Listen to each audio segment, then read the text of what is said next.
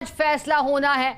जो 3 आरोपी बनाए गए हैं, अब सुनिएगा पैरवी करने पहुंचे हैं वकील, उनका क्या कहना है। 1993 सिलसिलेवार बम धमाके। माननीय न्यायालय के ने आज ये फैसला दिया है, अब्दुल करीम टुंडा को ऑनरेबल कोर्ट ने हर धारा, हर सेक्शन, हर एक्ट से बरी किया है।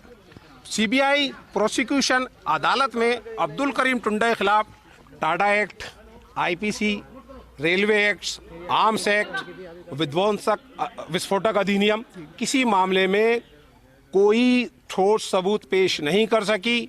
शुरू से हमारा ये कहना था, मेरे मुवक्किल का ये कहना था कि अब्दुल करीम टुंडा निर्दोष है। अब्दुल करीम टुंडा की निर्दोषिता आज न्यायालय में एक बार फिर साबित हुई है। अब्दुल करीम टुंडा के खिलाफ जितने भी मामले दर्ज हुए हैं, किसी मामले में अब्दुल करीम टुंडा पर आतंकवाद के जो चार्ज थे, जो मामले थे, किसी मामले में अब्दुल करीम टुंडा दोषी सिद्ध नहीं हुए हैं और आज भी अब्दुल करीम टुंडा बरी हुए हैं। मैं कह रहा हूं, इरफान और हमीदुद्दीन का क्या हुआ? इरफान और हमीदुद्दीन को दोषी माना है। सजा के ऊपर थोड़ी देर के अंदर बताया जाएगा। टाडा कोर्ट में जो फैसला सुनाया है, क्या आधार था इसका?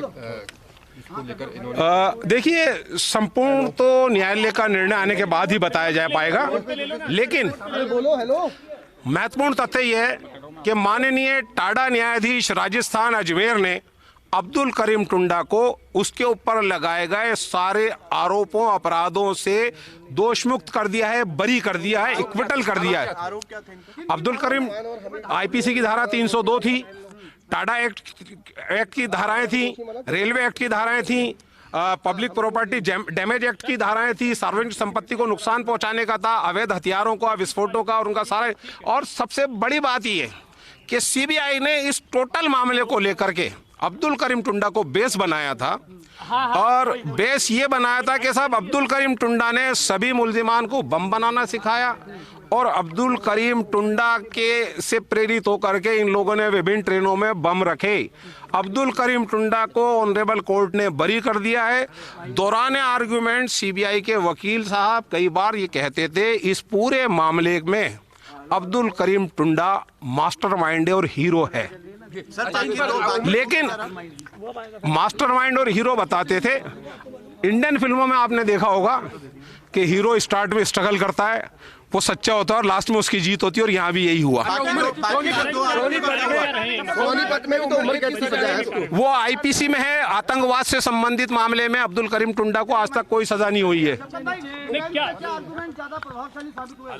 वो निर्णय आने के बाद मैं आपको संपूर्ण बता पाऊंगा, लेकिन हमने माननीय न्यायालय के समक्ष ये अपनी बात पूरी तरीके से रखी थी कि अब्दुल करीम टुंडा के विरुद्ध कोई भी डायरेक्ट एविडेंस नहीं है, कोई इन्वेस्टिगेशन नोट ऑनरेबल कोर्ट में नहीं आया, कोई कन्फेक्शनल स्टेटमेंट नहीं आया, कोई सप्लीमेंट्री चार्जशीट नहीं आई, किसी गवाह ने ये नहीं कहा। सीबीआई के कुछ गवाहों ने तो इतना तक कहा है कि हमें इस प्रकरण में अब्दुल करीम टुंडा के लिप्त होने के लिए इसका नाम या जानकारी किसी गवाह ने नहीं दी, इसके खिलाफ कोई सबूत नहीं था। उम्र कैद का भी मामला था ना, टाडा एक्ट में 302 में उम्र कैद तक की सजा होती है ना, इसमें सब धाराओं में बरी कर दिया। हत्या के आरोप से, विध्वंसक अधिनियम के आरोप से।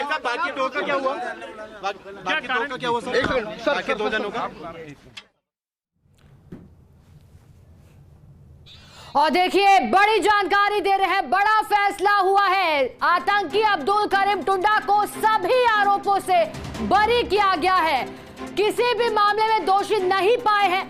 इरफान और हमीदुद्दीन को दोषी करार दिया है। इंतजार रहेगा कि उन्हें दोषी करार देने के बाद क्या सजा दी जाती है, लेकिन जो आधार रहा इस फैसले का वो बताया जा रहा है कि ये न्यायालय ने फैसला लिया चूंकि उनके खिलाफ कोई सबूत नहीं थे, ना किसी गवाह ने उनका नाम लिया था, ना ही कोई ऐसे एविडेंस थे उनके खिलाफ जिससे ये सिद्ध होता था कि जो बम ब्लास्ट हुआ था वो उनकी देखरेख में हुआ था।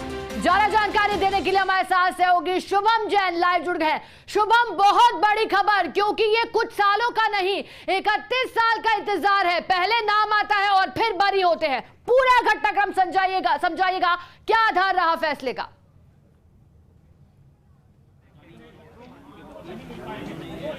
जी बिल्कुल, देखिए जो 1993 सिलसिलेवार बम धमाके का मामला था, उसके अंदर जो अब्दुल करीम उर्फ टुंडा था उसको बरी कर दिया गया है। उनके जो वकील आए थे उन्होंने बताया कि उनको तमाम धाराओं से बरी कर दिया गया है और ये बात वो पहले भी कह रहे थे, लेकिन उनके जो साथी थे हमीमुद्दीन और इरफान, इन दोनों को दोषी करार ठहरा दिया गया है। लेकिन सजा का ऐलान कुछ देर के अंदर होगा, जिसका इंतजार अब यहाँ पे किया जा रहा है। लेकिन जो अब्दुल करीम उर्फ टुंडा थे उनको यहाँ से बरी कर दिया गया है। लेकिन अगर बात करें मामले में, तो जो 3 आरोपी फरार भगौड़े घोषित थे, इन तीनों को यहाँ पर पकड़ा गया और पकड़ने के बाद यहाँ पर लगातार 10-11 सालों से मामला चल रहा था। इरफान के पास जो 2004 के अंदर निर्णय आया था, जिसके अंदर चालान पेश हुआ था, लेकिन इरफान वहां से फरार हो गया था पैरोल पर।